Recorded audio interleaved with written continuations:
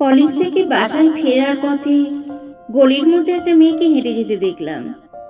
আমি ছিলাম পেছনে, তাই একটু দ্রুত পায়ে হেঁটে মেয়েটার সামনে চলে এলাম। তাকালাম তার দিকে। কি সুন্দর, কি সুন্দর! এত সুন্দর মেয়ে আমি আমার জীবনে দেখিনি। এরকম একটা মেয়েকে জীবন সঙ্গী হিসেবে পেলে দারুণ হয়। এসব যখন ভাবছি তখন মেয়েটা তার বাসায় ঢুকে পড়ল। আমি কিছুক্ষণ দাঁড়িয়ে থেকে ফিরে এলাম। এরপর প্রায় সময় তাকে দেখার জন্য কখনো মোড়ে, কখনো তার বাসার দিকে উঁকি মারতাম। কয়েকদিনের মধ্যেই গোয়েন্দাগিরির মাধ্যমে তার বিষয়ে পিএইচডি অর্জন করে ফেললাম। মানে নাম কি, কিসে পড়ে, ফ্যামিলিতে কে কে আছে, এসব কথা। তার নামটা সুন্দর, জেরিন। বাবা মা দুজনেই চাকরি করেন। তার সঙ্গে কিভাবে প্রেম করা যায় এ নিয়ে ভাবতে থাকলাম। কিভাবে যে তার কাছে মনের কথাটা বলবো বুঝে উঠতে পারলাম না। অনেক ভেবে শেষে পুরনো ফর্মুলায় কাজে লাগাবো বলে ঠিক করলাম। মানে চিঠির আশ্রয় নিতে হবে। আর চিঠি কিভাবে তার কাছে পোস্ট করব তাও ঠিক করে ফেললাম। দুপুরবেলা যখন তার আব্বু আম্মু অফিসে থাকবেন তখনই তাদের বাসার দরজার সামনে চিঠিটা রেখে আসবো। তো রাতে খেয়ে দিয়ে চিঠি লেখা শুরু করে দিলাম।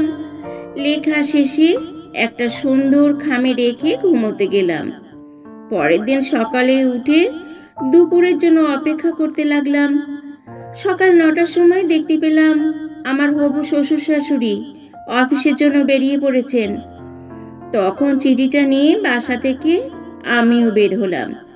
এই সময়ে আশেপাশে তেমন কেউ নেই, প্রায় জনমানবহীন। আমি তাদের কলিং বেলটা টিপে চিঠিটা দরজার সামনে রেখে ভোঁ দৌড় দিয়ে দেওয়ালের পিছনে লুকালাম। তারপর দেখতে লাগলাম কি হয়। দরজা খোলার আওয়াজ পেলাম। দেখলাম আমার জানের জান জেরিন দরজা খুলে চিঠিটা নিয়ে চলে গেল।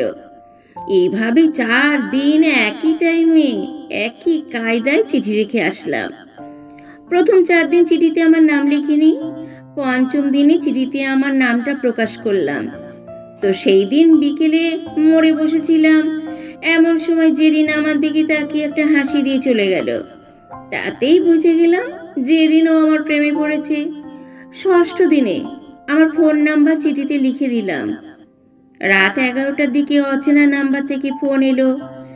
আমি বুঝতে পারলাম ওইটা জেরিনেরই নাম্বার, তাই কলটা কেটে ব্যাক করলাম। রিসিভ করা মাত্রই মেয়ের কণ্ঠ। ওপার থেকে হ্যালো। আমিও হ্যালো।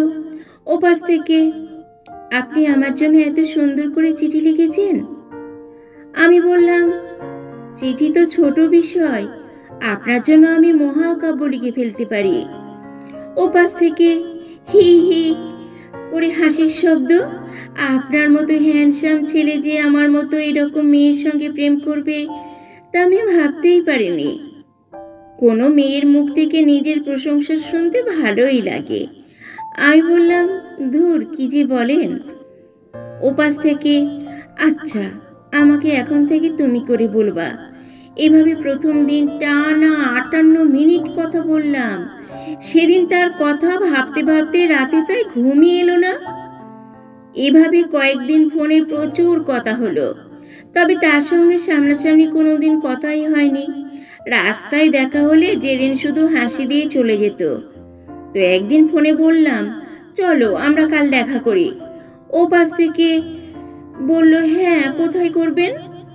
আমি বললাম রমনা পার্কে। কাল বিকেল 3টেয় আমি তোমার জন্য অপেক্ষা করব।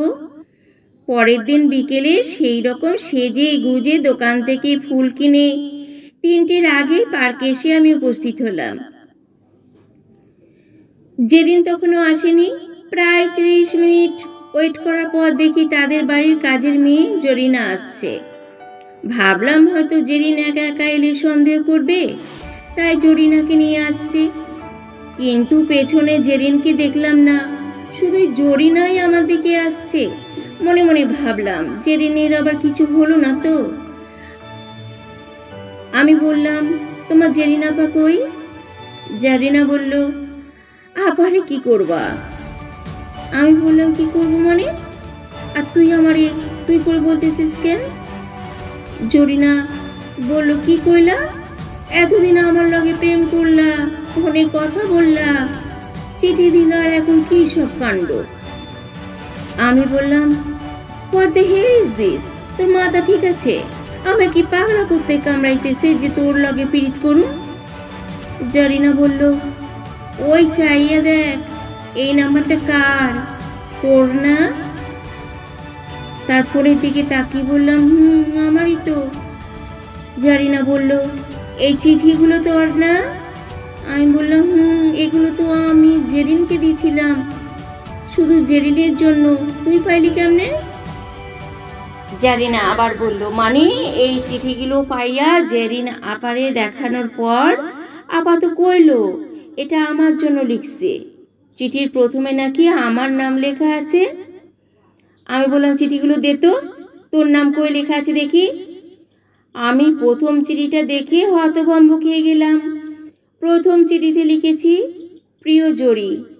জেরিনকে শর্টকাট করে জরি রাখছি, আর জরিনাকে সবাই জরি বলে ডাকে। সুতরাং তারা ভাবছে জরিনাকেই ভালোবাসি। আমি জরিনার দিকে করুণ দৃষ্টিতে তাকিয়ে কান্নার সুরে বললাম, দেখো, আমি তোমাকে ভালোবাসি না, ভুল করে এসব হয়ে গেছে। জারিনা বলল, ভুল টুল আমি কিছু বুঝি না, প্রেম আমার সঙ্গেই করা লাগবে, নয়তো তোর খবর আছে। শুনে আমি দিলাম দৌড়, কিন্তু পালাতে পারলাম না, কারণ ততক্ষণে জরিনা আমার শার্টের কলারটা চেপে ধরেছে।